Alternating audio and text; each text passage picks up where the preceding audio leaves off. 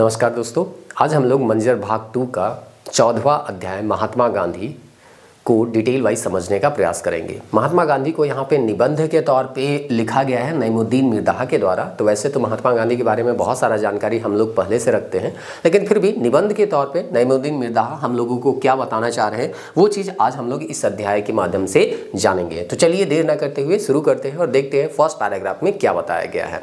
तो कहता है, देश कर आज़ादी उपरे सरबस निछावर करे वाला महापुरुष मन में गुट के मुद नाम महात्मा गांधी कर है। तो यहाँ निबंधकार बताए लाए गए हैं कि देश के स्वतंत्र करेले बहुत आदमी मन अपन जीवन के समर्पित कर दिले, अपन योगदान दिले, लेकिन उन मन में भी बहुत महत्वपूर्ण जे नाम रहे या सबसे महत्वपूर्ण जे नाम है वो है महात्मा गांधी कर। ई निबंधकार बतालाई हैं। आगे कहा थे उनकर पूरा नाम मोहनदास करमचंद गांधी रहे। तो रौरी मन के जखन पढ़ा थी सेहे बेरा सवाल कर तौर पे भी के देखे है। और ऐसे तो जहाँ हम कहली कि रौरी मन की बहुत सारा जानकारी पहले से हुई, ऐसे भी रौरी मन पहले से जानते होगा कि महात्मा गांधी कर पूरा नाम मोहनदास करमचंद गांधी रहे, लेकिन फिर भी रौरमन के जाने के ये अध्याय में क्या दे है, क्योंकि ये अध्याय में जे इन्फॉर्मेशन देवल जाए सिकर से सवाल नागपुरी में बनी। तो यहाँ पहला इन्फॉर्मेशन देवल है कि इके मोहनदास करमचंद गांधी के नाम से जानल जात रहे। इनका पूरा नाम यही रहे।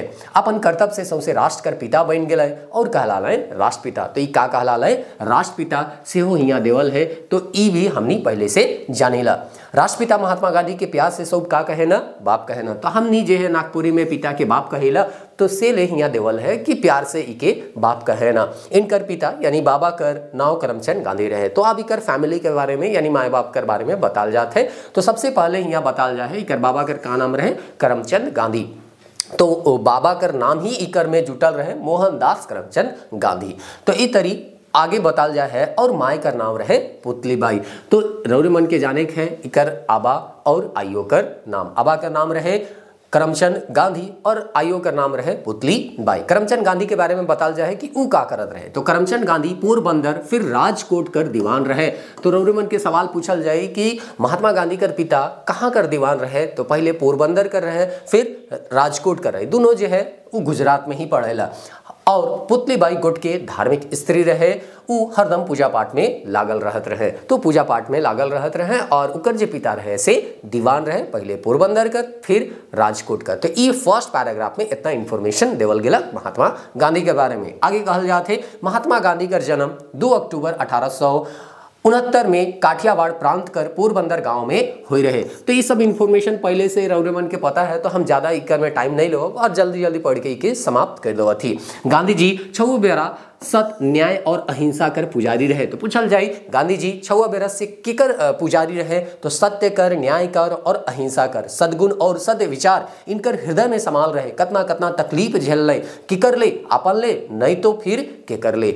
तो अपन बाल बच्चा या छुआ पुता ले नहीं, अपन स्वार्थ ले नहीं, वो तो तकलीफ झेलने देश ले देश कर नर नारी रे। तो हिया जे है निबंधकार जे है नईमुद्दीन मिर्ज़ा बताए कर प्रयास करत है जे भी महात्मा गांधी अपन जीवन में परेशानी झेलने या तकलीफ झेलने उ का अपन ले झेलने, अपन परिवार ले झेलने, अपन बाल बच्चा ले झेलने नहीं, या अपन स्वार्थ ले झेलने नहीं, उ अपन जीवन के जे तकलीफ दिले उ दिले हिया कर जनता कर ले या हिया कर नर नारी ले से चीज के यहाँ निबंधकार जो है बताकर प्रयास करत है। आगे कहते हैं गांधी जी जैसन देशभक्त मनक देन है कि आज गर्व से हमरी कह सकीला कि हमरे हिंदुस्तानी है कि हमरे भारतवासी है कि हमरे हिंदू है कि मुसलमान है कि सिख चाहे ईसाई है कि और सबसे पहले भारतवासी है कि। तो हमने ऐसे भी कहीला कि देश में जब भी देश कर बात आवेला तो हमने धर्म के पीछे राखीला और देश के आगे राखीला। तो यहाँ वही चीज़ नईमुद्दीन मिर्ज़ा कहल जाए कही है कि यहाँ गांधी जैसन और भी गांधी भी रहे और भी देशभक्ति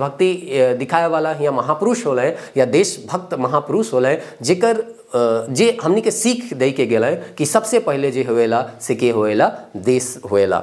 तो वही चीज यहाँ बताकर प्रयास करत है नईमुद्दीन मिर्ज़ा। आगे कहते हैं गांधी जी कर छुआपन पोरबंदर में बितलक हुए पढ़े लागल। करीब 14 बरिस कर उम्र में इनकर बिहा हो गलक। तो रौरे मन के याद रखे के इनकर बिहा कई बरिस में हो रहे 14 बरिस में इनकर बिहा कर दिलक। इनकर बोहरिया का नाम रहे कस्तूरबा, जो कि पहले रौरे मन पहले से जानत होबा। 1887 में गांधी जी मैट्रिक पास कर लें। तो ये इन्फॉर्मेशन हो सके बहुत कोई के जानकारी नहीं हुई तो याद करवा। 1887 में ई मैट्रिक का कराना पास कराना और भावनगर कॉलेज में पढ़े लागन है। तो कौन कॉलेज में पढ़त रहे? भावनगर कॉलेज में। सन 1888 में मधमास नहीं खाकर प्रण करके वकालत बैरिस्ट्री पढ़े ले इंग्लैंड चल गए और 1891 में वकालत पास करके भारत घुरले। तो ई जो है बैरिस्ट्री यानी कि वकालत पढ़े ले कब जाए ना, तो 1888 में। और मधमास के भी उ का कर देवे ना, छोड़ देवे ना और इंग्लैंड चल गए। और उकर बादे उकर लगभग 3 साल बादे 1891 में वकालत पास करके भारत फिर से का हो जाए ना, घुर जाए ना। तो ई तरी जो है ई वकालत पढ़े ले इंग्लैंड गए, इंग्लैंड से 3 साल पढ़ के वापस कहाँ आल, भारत के आल, मुंबई में वकालत करे शुरू कर ले। तो सबसे पहले जब आल तो वो कहाँ गए, मुंबई गए और हुआ वकालत करे शुरू करे ना। मुकदमा में सच झूठ बोले पड़ेला, तो वैसे भी वकील जो है वो तो जहाँ जरूरी हुई सच बोली, जहां जरूरी हुई झूठ भी बोली। तो से ले कहल जाए है हिया नईमुद्दीन मिर्दाहा के द्वारा कि वकालत में तो झूठ सच बोले के पड़ेला, इनके बेस नहीं बुझाए लागलक और ई काम के छोड़ दिले। तो ई तरी ई के है ना, ई चूंकि केकर पुजारी रहे, सत्य न्याय और अहिंसा कर। तो जब असत्य बोले हुई तो कोई भी काम इके ठीक नहीं लगी, या जे काम में असत्य बोले कर जरूरी है से काम इके ठीक नहीं लगी और ई जे है ई काम के छोड़ देवे ना।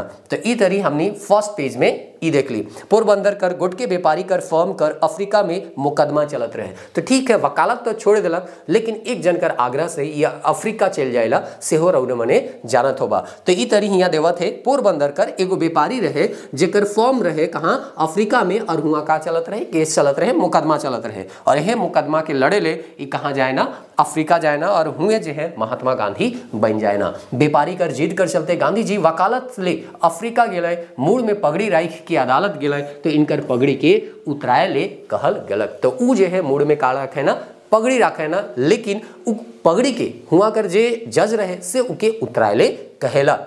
जेके सच्चा भारतीय हुए के नाते ना तो ही पसंदा लय और अदालत से बाहरे निकल गए। उनके बेस नहीं लागलक कि हम जो है अपन पगड़ी के उतराओ और से ले अदालत से का हो जाए ना, बाहर निकल जाए ना। उकर बादे देवल है एक धाव ई रेलगाड़ी में चढ़ इनका टीन फर्स्ट क्लास का टिकट रहे, मुदा इनके भारतीय हुए के चलते रेलगाड़ी से उतराए देल गल। तो ये सब बहुत ही कॉमन जानकारी है, ये सब पहले से रौरेमन जानत होबा। गांधी जी इनकर विरोध कर ले, ईसन कई ठो घटना अफ्रीका में रहे वाला भारतीय मन से रहे। सोच लेवा ई जे है इतना बड़ा वकील रहे, सिकर साथी अगर इस तरह का घटना घटत रहे तो छोटका मोटका जे आदमी रहे मजदूरी हुआ करे जा रहे हैं सिकर साथे तो का होत हुई। तो गांधी जी भारतीय बन के एकजुट करके इसन घटना मनकर विरोध करे लागल, जेकर में इनके सफलता मिलक और प्रदेश में भारतीय मनकर माइन कर ई का कर ले रक्षा हुए लागलक। तो जे है इमन जे ई गांधी रहे से जे भी गरीब रहे चाहे मजदूर रहे जेकर शोषण होत रहे से के एकजुट करलक और उकर अधिकार ले का करे ना, लड़े ना और वो अधिकार के देवे में या इमन के मिले में इकर सहायता करे ना। आगे देवल है इस सब घटना के बाद जब गांधी जी भारत घुरले तो देश में उनकर खूबे माइन होलक। तो अफ्रीका में जो सफलता इनके मिलक इकर आंदोलन से उकर से ई जे है भारत में बहुत ज़्यादा चर्चित होला। और जब वापस आवे ना 1915 में तब इकर बहुते ज़्यादा का होएला, माइन होएला। अहमदाबाद में कमिया मजदूर मनकर दुर्दशा के देख के प्रेम कर ले कि हालत सुधराए के रहबे और इनकरो सफलता पाले। तो ई तरी हियाँ निबंध है के तो चंपारण उपारण खेड़ा उड़ा कहीं देवी कहीं नहीं देवी, चूँकि निबंध में सारा इन्फॉर्मेशन देवे जरूरी नहीं होएला, उकर जीवनी के बारे में थोड़ा सा बताल जाए है तो वह चीज यहाँ बताए कर प्रयास करते हैं। तो यहाँ जो है अहमदाबाद के बारे में बताल जाए है तो रोमन के याद रखे है। 1942 में गांधी जी भारत छोड़ो आंदोलन बहुत असरदार रहे। आंदोलन कर असर दई के अंग्रेजों मन अकबकाए गए और गांधी जी के और दोसर नेता मन के जेहल ले गए। तो ये भारत छोड़ो आंदोलन में सीधे सीधे पहुंच गए है और बात है कि इकर से या इनकर आंदोलन से अंग्रेज मन डर जाए और इकर साथे साथे और भी दूसरों नेता मन के जेहल में डाल दे ना। उकर बादे कहल जाए है इकर से देश कर जनता विद्रोह कर दिलक, आंदोलन विकराल रूप ले लेलक, अंग्रेज मन कर शासन कर नींव डोल गेलक। अंग्रेज मन बुझ गेल कि अब भारत में बगरा दिन टिके का है मुश्किल है। उमन भारत के छोड़ के जायक में अपन भलाई बुझले और 15 अगस्त 1947 के भारत देश आजाद कर रखल। तो ई तरी अंग्रेज कर नींव हिला डलक अपन आंदोलन से गांधी जी और ई तरी अंग्रेज जो है भारत देश छोड़ के चल गए 15 अगस्त 1947 के। जाते जाते अंग्रेज मन देश का दू टुकड़ा कर रखल, देश में सांप्रदायिक दंगा पसर गेलक। इके रोके के लिए उ नोआखाली तक कर यात्रा करल और दिल्ली में उपद्रव रोके ले आमरण अनशन कर घोषणा करना है। तो नोआखाली बंगाल में है, इहो रौरे मने जानत होबा। और ई तरी आमरण अनशन कर घोषणा करे ना दिल्ली में, ताकि यहाँ जो सांप्रदायिक दंगा फैल जाए रहे से रुक जाए।